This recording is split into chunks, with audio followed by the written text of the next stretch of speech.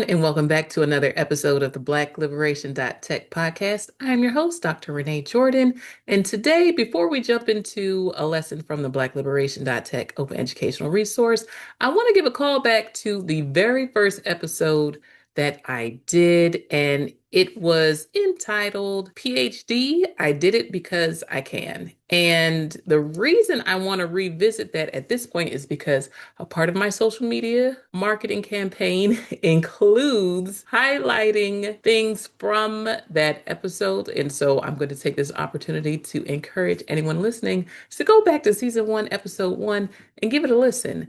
Now, here are some questions that you might have before or after listening to the episode, and I want to take a moment to answer them. So, the first one, when you say, I did it because I can, how did you know you could before you had proof? Well, I assume proof being having graduated with a PhD. So I had never had a PhD before. There are people out there who have multiple PhDs or multiple doctoral degrees. And so my PhD program that I engaged in, that I completed successfully, was the Instructional Technology PhD program at Georgia State University. And it is true. I did not have proof in that I've gotten or obtained a PhD from Georgia State before. However, I was able to successfully complete a bachelor's in biology, a master's in education, a master's in public policy, and I kept seeing a pattern of me being able to take on challenging programs and complete it successfully. Why? Because I was motivated, I was determined, I was given the opportunity because they actually accepted my application. And so it was a matter of time and opportunity. I decided to make time for a PhD. I decided to take advantage of the opportunity that was extended to me to obtain a PhD. And that came with meeting criteria beforehand. And one of the criteria that I remember that kept showing up whenever I applied to a graduate school program was that they wanted to make sure that you had Calculus 1. And I completed Calculus 1 in my biology degree program. So can you imagine being able to successfully pass that class? I'm not saying I got an A, but I successfully passed that class. It counted towards my major. It counted towards graduation. Being able to do that in undergraduate school helped me with 3 other degrees afterwards. After that, I didn't have to take it again. And so taking a look at what it was required, as far as what was required, knowing that I had advanced statistics class, as well as research methods courses, as well as knowing that it was something that I really wanted to do. And when I put my mind to completing something, I really push with all I can. And another reason I say I did it because I can was because I learned to trust my capabilities, my expertise, my ability to ask questions when I wasn't clear on something, my determination to get a clear understanding of material and of the things that I was supposed to learn and understand and practice and do, specifically the public policy program, and I was taking an advanced statistics course. I said, hey, I'm asking this question because I'm going to get a PhD and I need to know what I'm talking about. I wasn't satisfied with just being able to go through the process of completing a problem and obtaining an answer. I wanted to be able to explain in regular, everyday language what it meant beyond the term statistically significant. I want to be able to say, what does that mean to the regular, everyday person? And because I was a first-hand witness in my determination to understand, my determination to follow instructions, my determination to follow up when things were not clear, I knew that once they opened the door to the PhD program to me, I was going to be on it and I would do what was necessary to complete it. Now, did that mean I did not have to make adjustments and recalculations and or take additional research classes?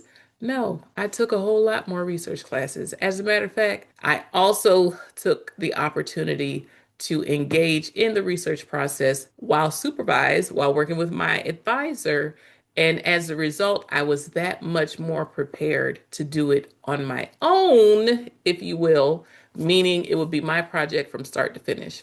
I also understood that there are different ways of completing a PhD. At the institution where I attended, you could do your own project and have a 5-chapter dissertation, or you could have a 2-chapter dissertation where you display the ability to successfully publish 2 research articles.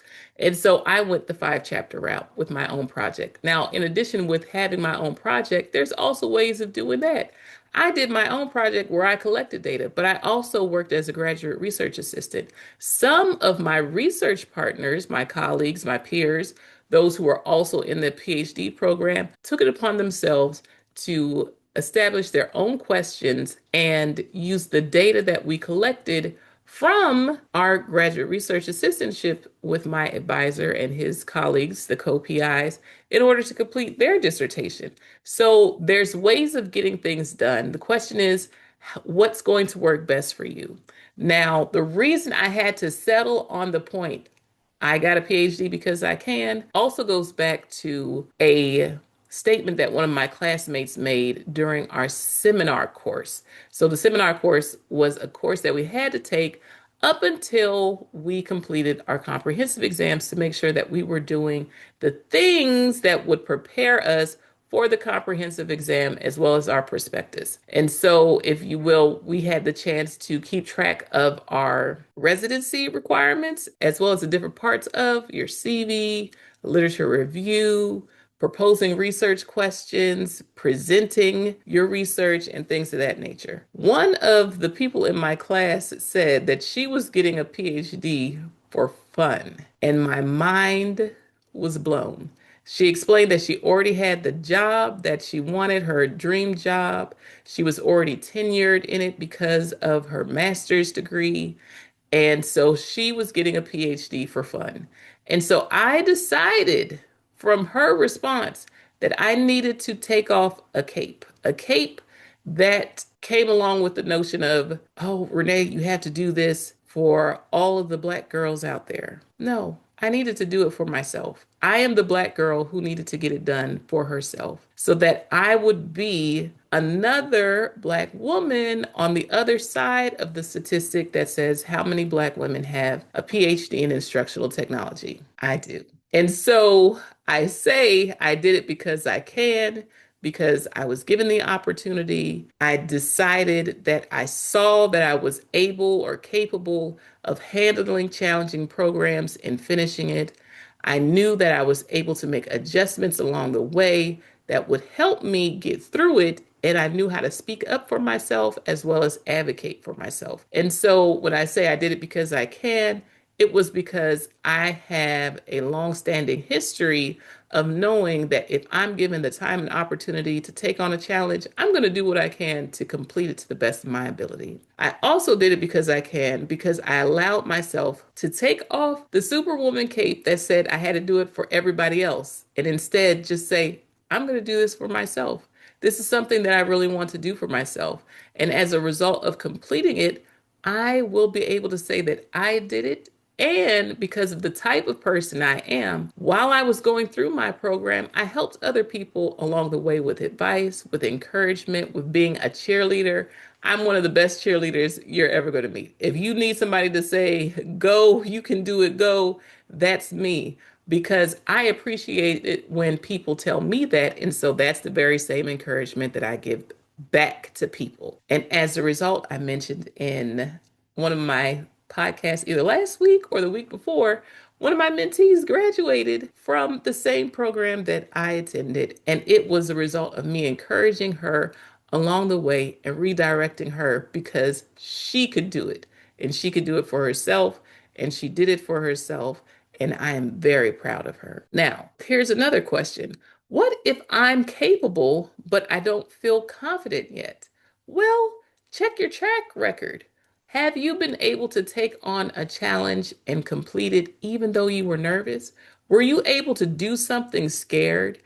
And I'm talking about at any place in time, whether it was school, whether it was for extracurricular activity, whether it was a sport, whether it was for some type of volunteer work that you were doing. Think back. Did you have a challenging experience and it was something that you wanted to complete or finish or reach a goal and do it and you did it even if you haven't done it before? It was your first time, you were nervous, you were scared. Well, think about those things and decide, how did you handle them? Think about those things and your success record. Think about those things and whether or not you were able to finish. Now, your success record may not be a 4.0, it might be a 3.5, it might be a 3.87. Whatever that is, take that in consideration and count your wins and apply it to a new challenge. Okay, so if you don't have the confidence yet, I want to encourage you to encourage yourself based on what you have seen yourself do as well as others. Do you know someone, whether they are a family member, a friend, an aunt, or perhaps someone online?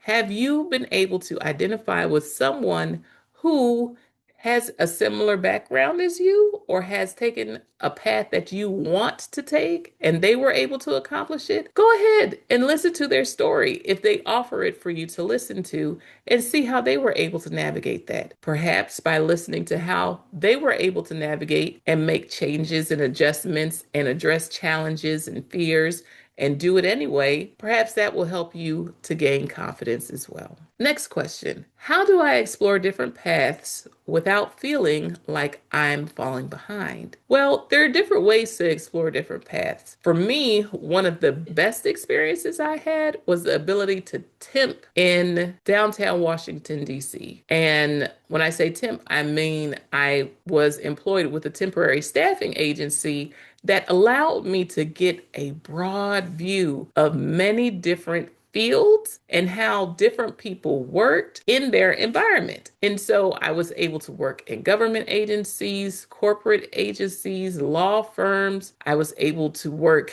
in NGOs. I was able to work in educational settings. I was able to work with those who had special needs and those who were differently abled as a result of serving as temporary staff in these different places. Now, something else you could do, you could go to the Black-Liberation.Tech open educational resource, head over to lessons and take a look at the career lessons, and try out some of those prompts, try out some of those searches to see if there's something that strikes an interest with you based on what brings you joy, based on your gifts, based on your talent, based on what you do well, based on what you're curious about, and explore the different job opportunities that are available in those fields based on you as an individual. Also, take a look and do those searches to see people on Instagram, find people on LinkedIn, find people on YouTube who are telling their story as it relates to working in that field, going to school for that particular degree program, and see if anything resonates with you. Do you listen to their story and say, you know what, I identify with that. I love animals. I could be a vet, but what other types of jobs are there for those who love animals? And that can give you a broader view of different opportunities that can be available to you. Now, the second part of that question, how can you explore different paths without feeling like I'm falling behind? Know that you're allowed to change courses at any point in time. I went from working for a temporary staffing agency to working full-time as an executive administrative assistant to working as an accounts payable, accounts receivable coordinator for a property management company, to a teacher, a public high school biology teacher, to an instructional technologist in higher education, to a grant administrator in higher education, to someone who is a grant administrator as well as someone who designs and implements programs to give students opportunities that they would not have otherwise if I didn't help get them together. So I say all that to say, you don't have to fall behind just to check out different paths. You could just see them as turning points in your journey. And hopefully with each turn, you're advancing. So with each turn, in my journey, I advanced, meaning I was promoted, I was making more money, When I didn't have a job, I was able to get a job. Hello. So that was a good thing. So if you're not employed and you need a job, it's okay to explore something that wasn't necessarily on your list. And hopefully you'll count it as a learning experience. And so think about it like that, and that can help take the pressure off of feeling like you're falling behind. And although I've been working for many, many years, I still have many years ahead of me, and I'm open to learning what else is out there that I might be interested in. And I hope you do the same. Okay, next question. Is it okay to not have a 5-year plan if everyone else seems to? The short answer to that is yes, it's okay not to have a 5-year plan. And it's okay because you could still be figuring things out. Now, perhaps you're someone who you are working your way up the ladder, and what up the ladder, meaning getting a promotion, taking on more responsibility, you're on a leadership track or path, that can have different points of movement, and they could be within your department. It could mean moving into another department. It could mean moving to a different company or institution or organization in order to advance. What are you willing to do? And so, if you don't have a 5-year plan, just think about this. What is it that I want to accomplish? And how long do I think it will take for me to accomplish that? So, when I went to school to get a master's in education, it took me 3 years. I could have gotten it done in two, but the goal was to complete my master's of education and to keep teaching. But along the way, I started asking more questions and I learned about a whole nother field, public policy, that I was not aware of specifically. And as a result, that was another turning point in my journey. And I went on to obtain a master's in public policy. And that took me 2 years to complete. During my master's of public policy, I said, I actually don't want to get a PhD in public policy. What am I going to do?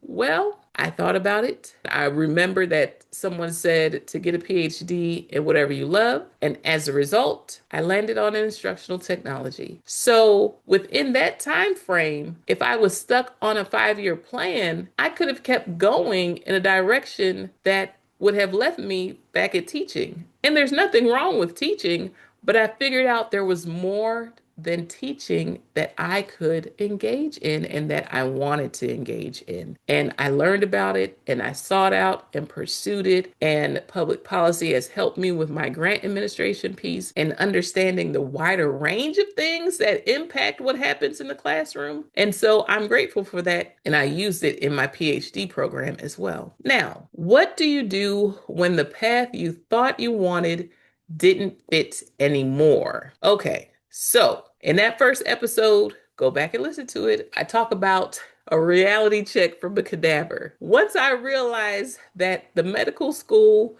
goal that I had from 17 years old until that point was no longer a good fit for me, I was a little saddened.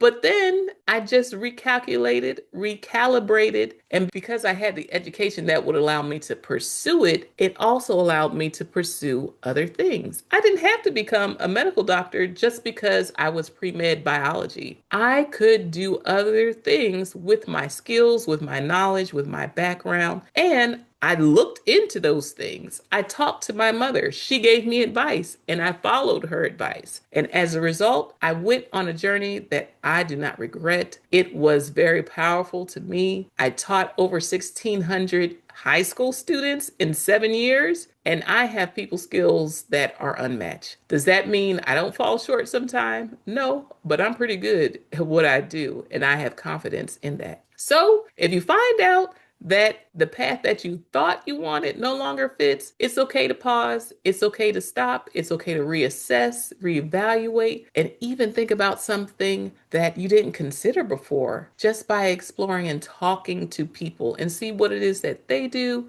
what they like, and how they made decisions along their journey. Perhaps that can help you along your way. With all of that being said, I want to thank you for listening to another episode of the Black-Liberation.Tech Podcast. Please feel free to like, subscribe, and share, rate, and review the podcast to help it become more discoverable. And until next time, take care. Bye-bye.